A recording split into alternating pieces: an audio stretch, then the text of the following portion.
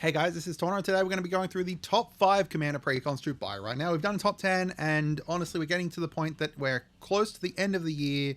Apparently we've got Christmas stuff out down here, but I wanted to kind of go through and cover what Commander Precons I think that you guys should potentially be buying if you are new to the game. The reason I'm doing this again is because of the fact that with Avatar and Spider-Man, a whole bunch of new people are going to be starting the game and potentially wanting to get into Commander. And there's not really a starting point if you are, going to come into Commander and then from Spider-Man and Avatar, there's no like joining part between those two sections. Obviously, you want to build a Spider-Man or Avatar deck potentially, but there's no kind of join between them, which we might cover in a different video, how to kind of bridge that gap a little bit more. But for now, I want to cover some, some beginner kind of precons that I think are worth it. These are obviously subjective and definitely, my opinion and everything. I'd love to hear from you guys as to what you think and let me know what your opinions are. So before we do get into it though, precons are just that, pre-constructed decks built by wizards. While they are convenient, they may not be the best way to get a deck that you'd like, or building it instead is just as valid. And I'll be making some Avatar and Spider-Man precons here on my channel, kind of going through those if you guys are interested in that. We also are on our road to get to 25,000 subscribers by the end of the year, hopefully. We've fallen a little bit behind. It used to be October we were going to be hitting this. Now it's back into January. So I'm really hoping we can kind of step that up a little bit, get there, because this is like my major goal for the year. We do huge stuff here on the channel, especially around like, precon, beginner stuff, as well as that instant speed news so you can keep up with everything that's going on. The other thing is this video is sponsored by Void Monster. This is a new site started by MTG artist Forrest Immel, who has done some amazing art for Magic the Gathering before. Each month is going to have a new release with designs inspired by Magic the Gathering and TCGs with accessories and apparel. This month is going to be a Dark Ritual inspired t-shirt and play month. That's a week-long pre-order period that you can go in, jump in, and I'll have the link down below. And if you pick up both the t-shirt and the play mat, you're going to pick up an extra token as well. The pre-orders are going to end on September 7th at 12 p.m. PST. So again, head on down to the description, head on down to that pinned comment to get over there and buy them. All right, so first up, we've got the Sultai Arisen one. So this is a mill-based deck with a side of reanimation. You're going to be self-milling yourself, and as opposed to a lot of mill-based decks, this one actually has plenty of mill stuff in it, which is really good. So you're going to be milling yourself, getting stuff into your graveyard, and then either reanimating it or just exiling it from there. And there's a bunch of definitely like, thematic cards around stuff leaving the graveyard, and then you're creating zombie tokens and stuff. I do think Taval is the better commander here, and there is just insanely great reprints in this from a bunch of different stuff. There's also like a side theme in here of landfall that I don't think a lot of people kind of talk about, but lands play a big part within here. It's a really great precon overall. A couple of the really great cards in here are Taval the Balanced Scale. As I said, I do think that Taval is the better commander, face commander off the bat. Taval has, whenever you attack, mill 3 cards. Sorry, whenever Taval attacks, mill 3 cards, and then you may return a land card from your graveyard to the battlefield tapped. And then whenever one or more cards leave your graveyard, you're going to create a 2/2 black zombie druid. This really helps you kind of animate and like work through your deck. It's ramping you up as well as getting mill stuff into your graveyard, and then you can reanimate that with other stuff as well. And then you've got the Steward of the Harvest here, which is when this creature enters, exile up to 3 target land cards from your graveyard. And then all of your creatures will have all activated abilities of all land cards exiled with this creature. So if you exile, say, for example, like a Field of Ruin or something like that, or Strip Mine, you're able to just sacrifice it and destroy other people's lands. You can exile like, a forest, and then all of your creatures are going to tap for green. It's a really great way to kind of, one, remove cards from your graveyard. It's also up to 3. So if you've only got 1 in there that you want to, then you can do that. And then also like give your creatures extra abilities, which when you've got tokens, because it's not like, non-token creatures, it's all your creature tokens. So all your creatures. So if you've got like, a whole bunch of zombie tokens, now they're all tapping for mana too, it can get real crazy. The next one here we have is the Counter Intelligence one. So this one's really interesting. So this is from Edge of Eternities, one of the most recent sets. And Edge of Eternities had 2 really amazing precons as a part of it. So this is utilizing a whole bunch of charge counters and artifacts to do that and stuff. And then you've got this side theme of +1/+1 counters. But it's just really unique in the fact that they went hard into the charge counters instead of purely focusing on just like the +1/+1 counters to buff up your creatures. You've got charge counters to do a whole bunch of stuff. There's a whole bunch of staples in here for any artifact based deck. Surprisingly, there's just some insane reprints for proliferation that I did not expect, like, you know, Tekthol that allows you to, when you proliferate again, and all that kind of stuff. And the main themes and side themes all just mesh incredibly well together. And it does feature the first legendary spaceship as a Precon commander. And, you know, the spaceships as of Edge of Eternities can be your commander in Commander. So it's just really interesting to kind of run a spaceship as your commander as opposed to just a normal creature. So a couple of cards you see in here is Kilo Apogee Mind. I just built a deck for this for someone as a part of my Ko-fi, which I'll talk about a little bit later on.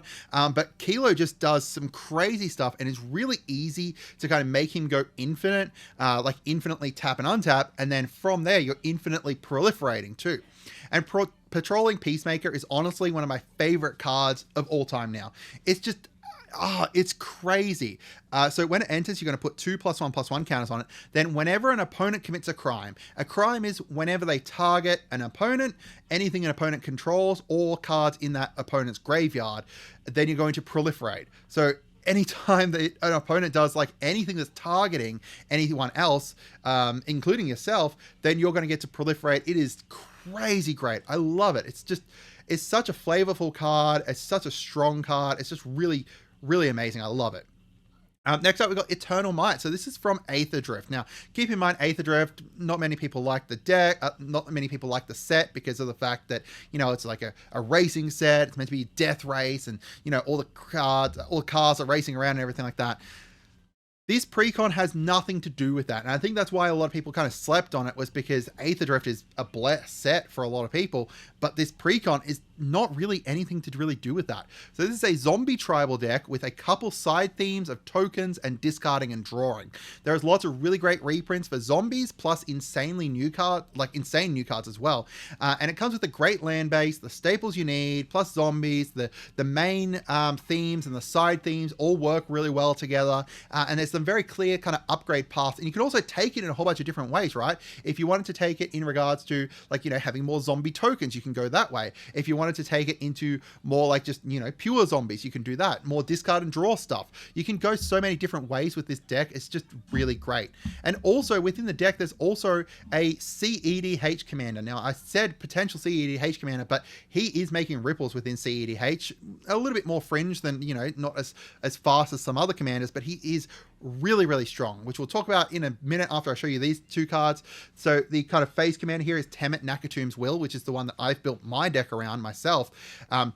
He's got Vigilance and Menace, and then whenever you attack, you're going to draw a card, then discard a card, and then whenever you draw a card, zombies you control get +1/+1 until end of turn.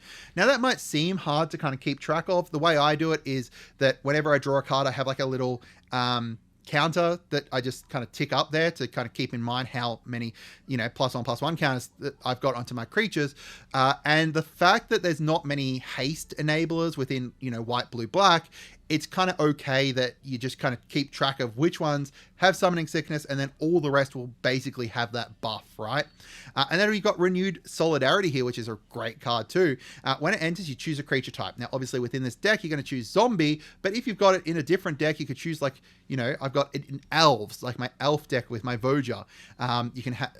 I think it's in my Voja deck. I'm not sure. You could just choose, like, you know, Elves or something like that if you have it in a different deck. Then creatures you control a chosen type get +1/+0. And then at the beginning of your end step, for each token you control of the chosen type that entered this turn. So, you know, if you've chosen again, you know, Elves, then you create a token copy for each of those Elf tokens that enter this turn. So, you know, you can create a huge amount of zombies. Just double the zombies that enter this turn, basically.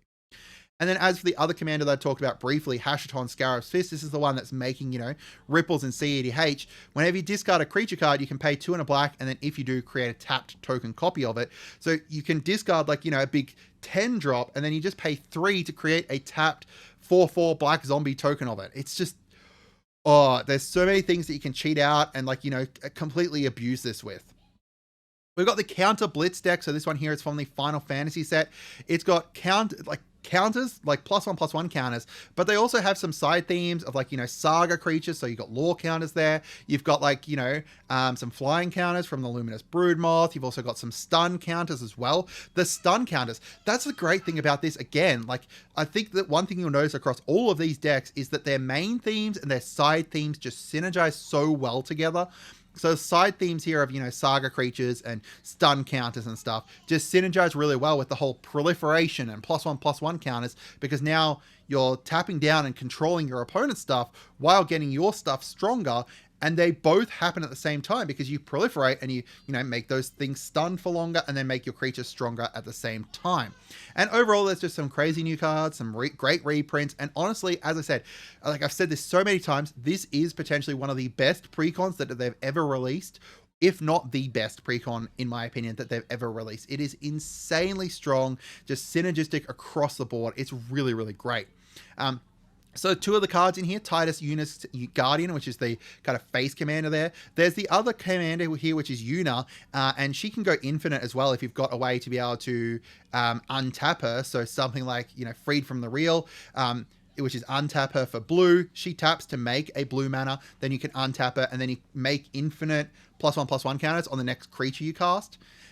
So Titus has, at the beginning of combat, you get to move a counter to another thing. Now, keep in mind that when you're moving a counter, you technically remove a counter and then you add a counter.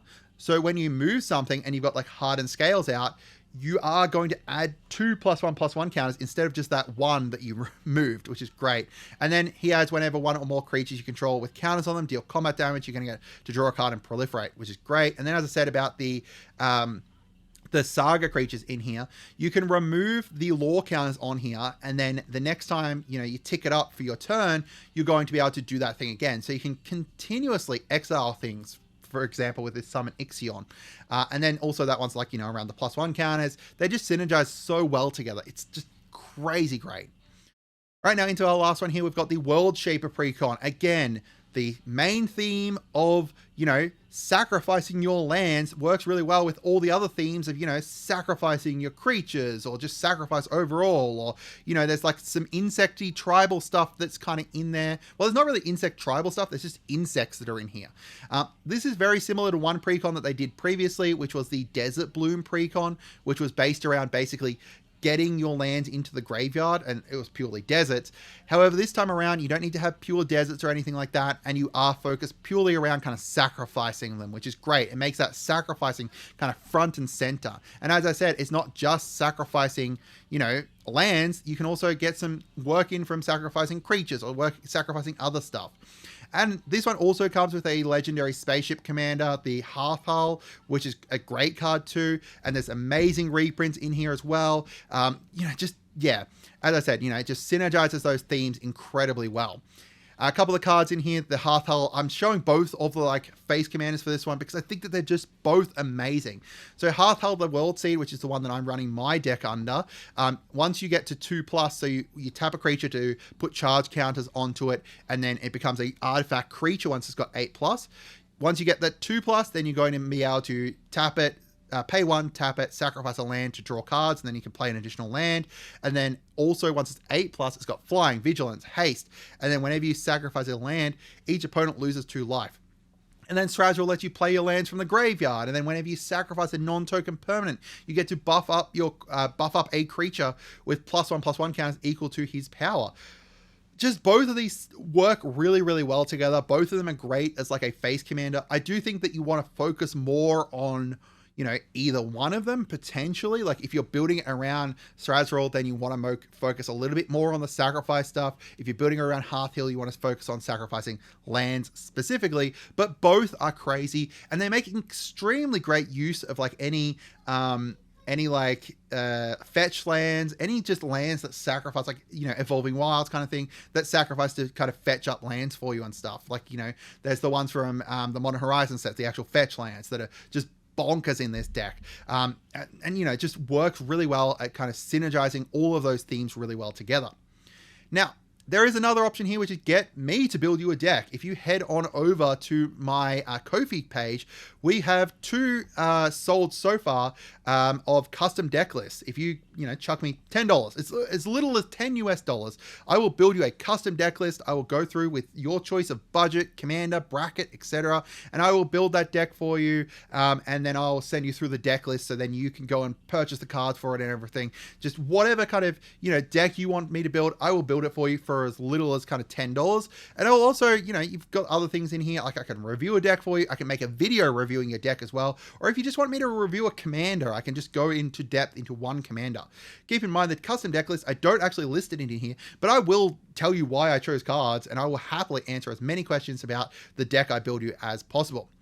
So yeah, I'd love to hear from you guys as to what you like. Make sure you subscribe, make sure you share the video out, make sure you let me know what precons you think could have potentially been on this list as well. We're narrowing it down to 5 lists, so there's not a lot of room here. So let me know. Have a great day, and goodbye.